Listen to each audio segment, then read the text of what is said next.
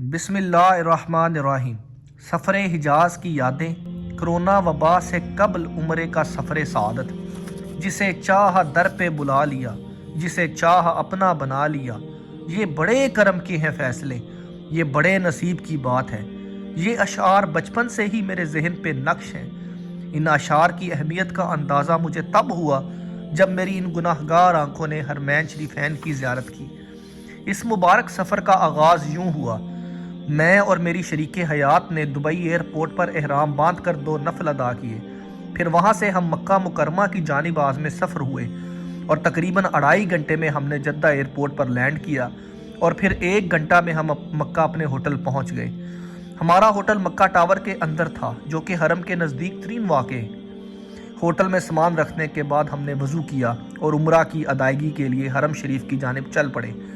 دل خوشی سے باغ باغ تھا اور ہر لمحہ شکر بجا لا رہا تھا۔ رات کے تقریباً 1 بجے جب ہم حرم شریف میں داخل ہوئے تو لوگوں کا ایک جمع غفیر سفید احرام باندھے ہوئے موجود تھا۔ پہلی نظر جب بیت اللہ شریف پر پڑی تو آنسوؤں کا ایک سیلاب رواں ہو گیا، اور جو کیفیت بنی اس کو الفاظ میں بیان نہیں کیا جا سکتا۔ شاید یہ اشعار میرے احساسات کی کچھ ترجمانی کر سکے۔ کعبے پہ پڑی جب پہلی نظر، کیا چیز ہے دنیا بھول گیا، یوں ہوش و خرد مفلوج ہوئے، دل ذوق تماشا بھول گیا۔ کعبے پہ پڑی جب پہلی نظر، کیا چیز ہے دنیا بھول گیا، یوں ہوش و خرد مفلوج ہوئے، دل ذوق تماشا بھول گیا۔ پھر ان احساسات و جذبات اور جھکی ہوئی نظروں کے ساتھ ہم نے عمرے کا آغاز کیا۔ استلام یعنی حجر اسود کو بوسہ دینا۔ اشارہ سے حجر اسود کا استلام کرنے کے بعد طواف کعبہ کیا۔ طواف سے مراد خانہ کعبہ کے گرد 7 بار چکر لگانا ہے، جو حج اور عمرہ کے واجب اعمال میں سے ہے۔ طواف کرنے کے بعد ہم نے مقام ابراہیم پر 2 نفل ادا کیے۔ مقام ابراہیم وہ پتھر ہے جو بیت اللہ کی تعمیر کے وقت حضرت ابراہیم نے اپنے قد سے اونچی دیوار قائم کرنے کے لیے استعمال کیا تاکہ وہ اس پر کھڑے ہو کر دیوار تعمیر کریں۔ اس پتھر پر حضرت ابراہیم کے پاؤں کے نشانات ہیں۔ مقام ابراہیم پر 2 نفل ادا کرنے کے بعد ہم نے آب زمزم پیا۔ زمزم کا پانی حضرت ابراہیم اور حضرت ہاجرہ کے شیرخوار بیٹے حضرت اسماعیل علیہ السلام کی پیاس بجھانے کے بہانے اللہ نے تقریباً 4000 سال قبل ایک معجزے کی صورت میں مکہ مکرمہ کے بے آب و گیاہ ریگستان میں جاری کیا، جو آج تک جاری ہے۔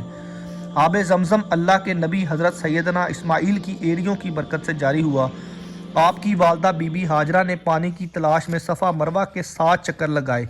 پھر جب آپ مروہ سے حضرت اسماعیل کی طرف آئیں تو حضرت اسماعیل زمین پر اپنی ایڑی رگڑ رہے تھے، جہاں سے اللہ تعالیٰ نے چشمہ جاری فرما دیا۔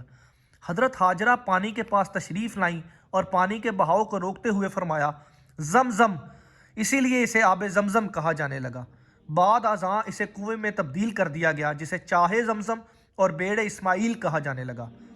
رسول اکرم صلی اللہ علیہ وآلہ وسلم نے فرمایا، آب زمزم اسی مقصد کے لیے ہے جس کے لیے اسے پیا جائے۔ زمزم پی کر ہم نے سعی ادا کی۔ سعی حج اور عمرہ کے واجب اعمال میں سے ہے، جس کے معنی صفا اور مروہ کی پہاڑیوں کے درمیان 7 مرتبہ رفت و آمد ہے۔ پھر 2 نفل ادا کیے اور حلق کروا کر یعنی سر کے بالوں کو ترشوا کر عمرہ مکمل کیا۔ عمرہ مکمل کرنے کے بعد ہم نماز فجر کے لیے حرم شریف میں داخل ہوئے اور نماز کے بعد طواف شروع کیا۔ طواف کعبہ کرتے جب ہم نے اس سے لپٹ کر اسے بوسہ دیا تو یوں محسوس ہوا کہ اللہ پاک نے ہمیں اپنے سایہ رحمت میں چھپا لیا ہو۔ پھر رکن یمانی اور حجر اسود کو بوسہ دیا اور حتیم یعنی بیت اللہ کا حصہ، اس میں نفل پڑھنے کی بھی سعادت نصیب ہوئی۔ مسجد الحرام میں بیٹھ کر خانہ کعبے کا دیدار کرنا اور اسے تکتے رہنا، اس کا سرور اور چاشنی ہی اپنی ہے۔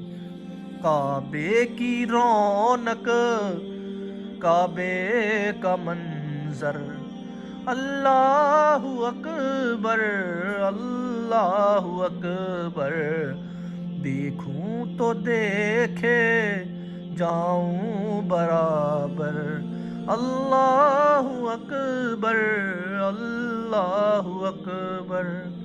پھر ہم نے مروہ کے قریب حضور اکرم صلی اللہ علیہ وآلہ وسلم کی ولادت کی جگہ کی زیارت کی۔